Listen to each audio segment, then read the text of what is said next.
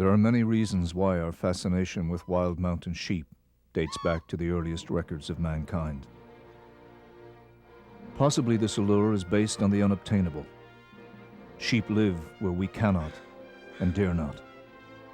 This magnificent mammal is the master of the oftentimes brutal high mountain world at the Earth's apex. Here the bighorn roams freely, a tough-as-nails species flourishing in a mainly sparse, exquisitely frightening country. Perhaps this royal beast captivates us even more today in this enlightened age than he did in man's earliest hours. Our fascination with the bighorn sheep and its massive curling horns began at the flashpoint of human existence in North America and on through to the rise of the Aboriginal tribes and then to the explorers of the New World. We know that troops led by Hernando Cortez encountered wild sheep in Arizona in 1540 because the sheep's massive horns were written of. 250 years later, in 1800, the first set of ram horns was scientifically described based on the English explorer David Thompson's return shipment of field samples collected near Banff, Alberta, Canada. In 1806, the Lewis and Clark Corps of Discovery returned to Washington, D.C. with the skulls and hides of bighorns taken from the Missouri River breaks of Montana. Lewis reported to President Thomas Jefferson that ram horns were widely used by Native Americans to make bowls and spoons, suggesting some commercial value in this durable and malleable natural material. When the human tide of fur traders, explorers, ranchers, and settlers headed west, fantastic stories of the bighorn sheep trickled east. Bighorn sheep, it was reported, lived with smaller brown ibex among the rocky pinnacles of the mountains, where they eagerly watched the procession of sodbusters on the plains far below. We now know that the smaller ibex were, in fact, female bighorns, or ewes, which grow much smaller horns than rams. The Rocky Mountain bighorn, one of 4 species of North American mountain sheep, occurs only in the continental West. From British Columbia's Peace River, south along the Rocky Mountains of British Columbia and Alberta, through Montana, Idaho, Wyoming, Utah, Colorado, and west into eastern Washington and Oregon. Bighorns once ranged as far east as the rugged breaks of the Little Missouri River of South Dakota, to the west, all the way across Washington and Oregon to the crest of the Cascade Mountains.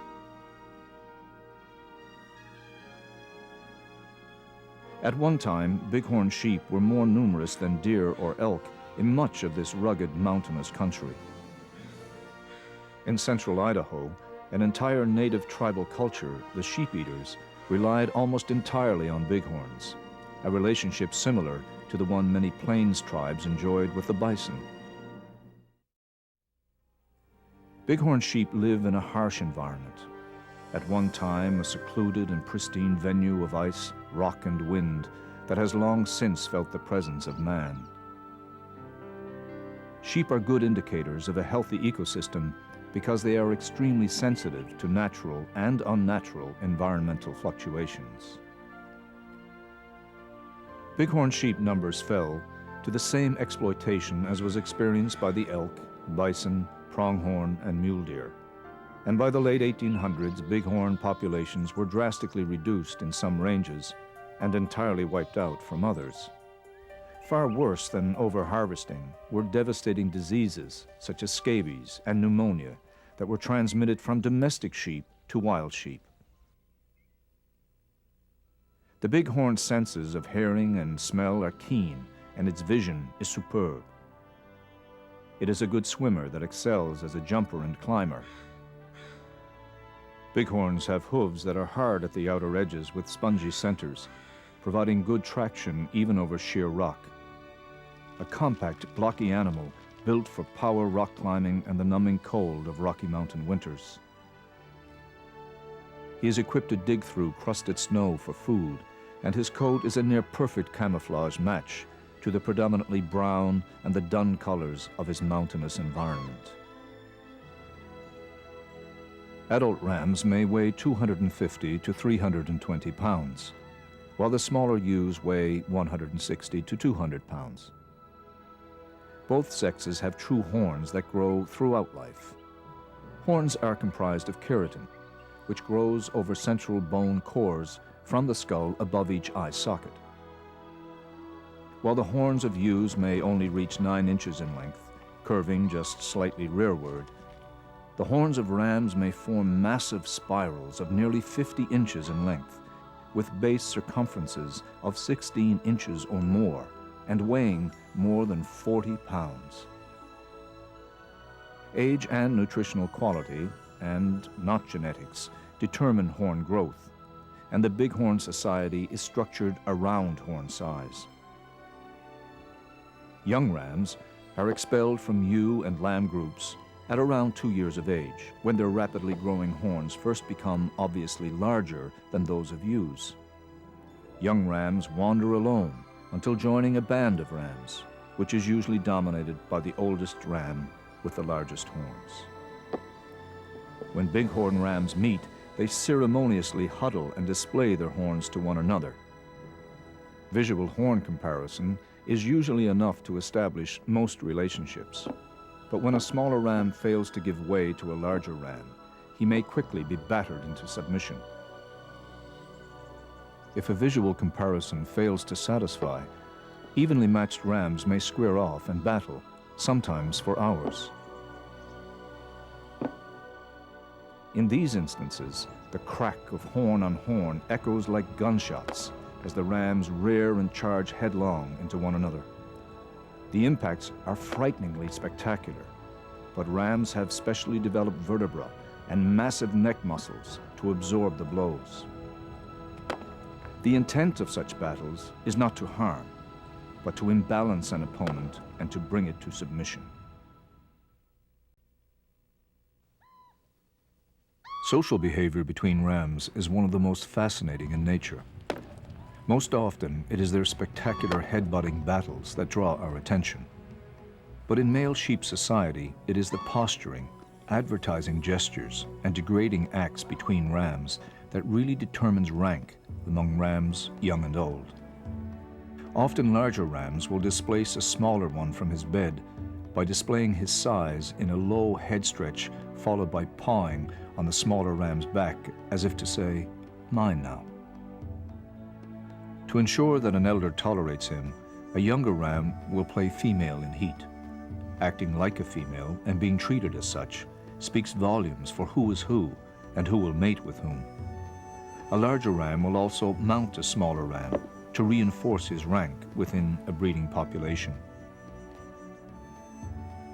Within a week or so, the electricity of the rut gives way to the slow, harsh realities of a period of great grinding hardship. The impending winter is a time of slow starvation for the bighorn. As grazers, wintering bighorns will barely find enough forage to maintain their needs. Active rams may have lost more than 25% of their fat reserves during the rut, and many will have injuries to heal. But despite the brutality of winter, most survive the cold long enough for the warming spring weather to rejuvenate the mountain grasses, and in turn, the bighorn.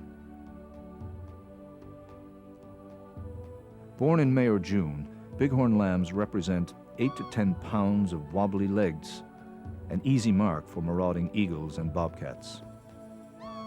Ewes sequester in the cliffs just prior to birthing and for a few weeks thereafter, so that they may personally bond with their lambs through smell and by sound. Following 2 weeks of mother's super nutritious milk, the lambs come together in nursery herds where ewes rotate the duty of predator surveillance. Summer is the time of peace and security for the bighorn.